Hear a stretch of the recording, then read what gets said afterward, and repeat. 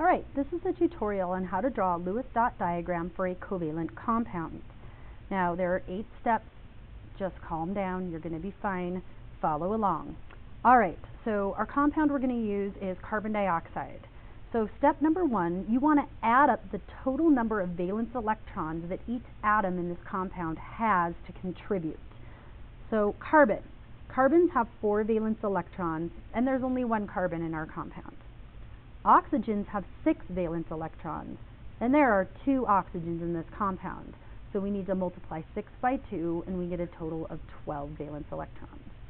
And our grand total for the entire compound is 4 plus 12, and that equals 16 valence electrons. So what that means is, in our carbon dioxide molecules, they're going to be sharing 16, or rather, there's going to be 16 valence electrons in this compound, and that's it. That's all there is. Step number 2. Step number 2, we're going to add up the number of valence electrons that each atom wants in a perfect world. So carbons want 8 valence electrons. They would be full and happy if they had 8 valence electrons. And same thing with oxygens. Oxygen atoms also want 8 valence electrons. And again, there are 2 oxygens, so that would be 16 valence electrons for the 2 oxygens in our carbon dioxide molecule.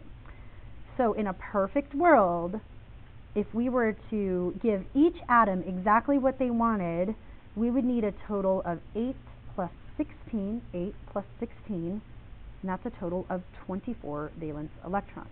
Now remember, that's what each atom wants if it can have it. This is what we have to work with. This is what would be perfect. This is what we have. So step number 3. Step number 3, we're going to figure out how many electrons are going to be involved in the actual bonding between carbon and carbon dioxide. So how many electrons are going to be shared? To do that, we take this number right here, this 24, and we subtract 16. So 24 minus 16 equals 8 valence electrons. So this is how many electrons will be shared in the bonding of our carbon dioxide molecules.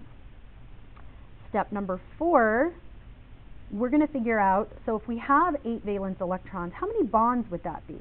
Well, there are 2 electrons in every bond, so if we take our 8 and we divide it by 2, that means we're going to end up with 4 bonds in our compound. So our compound should contain 4 bonds. Alright, step number 5. Step number 5, we're going to draw a skeleton of our compound. Now remember, we're dealing with carbon dioxide here. So we need to make sure that we have a central atom, and the central atom is going to be the least electronegative element. And the only exception is hydrogen can never be in the middle, and carbon will always be in the middle. So since we have a carbon in this compound, we'll place the carbon in the middle, and we will flank it by our 2 oxygens. Step number 6. Step number 6. We're going to add our bonds. So remember, up here in step 4, we figured out that there are going to be a total of 4 bonds in our compound. And there are only 3 atoms here, so we'll place a single bond between each carbon, or each oxygen in that carbon, but we need 4 bonds, so that must mean we have to have some double bonds in here. So remember, 1 bond equals 2 electrons, and remember up here we determined we needed 8 total shared electrons. So 2, 4, 6, 8 total electrons.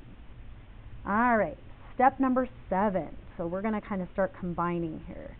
Step number 7, we're going to add the remaining electrons. If you remember from step number 1, way up here, we determined this compound has a total of 16 valence electrons, and that's all we have. So if we go back down to here, if we need a total of 16 valence electrons, and in our bonds we've used 2, 4, 6, 8, that leaves 8 electrons left to place around our compound.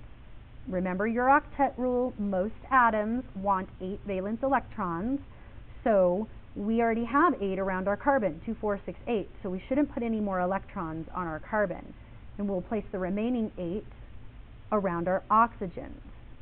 Always place electrons in pairs, 2 at a time. So if we're going to count, we should have a total of 16, 2, 4, 6, 8, 10, 12, 14, 16. And then if you look at each atom individually, this oxygen has 2, 4, 6, 8, so it's happy.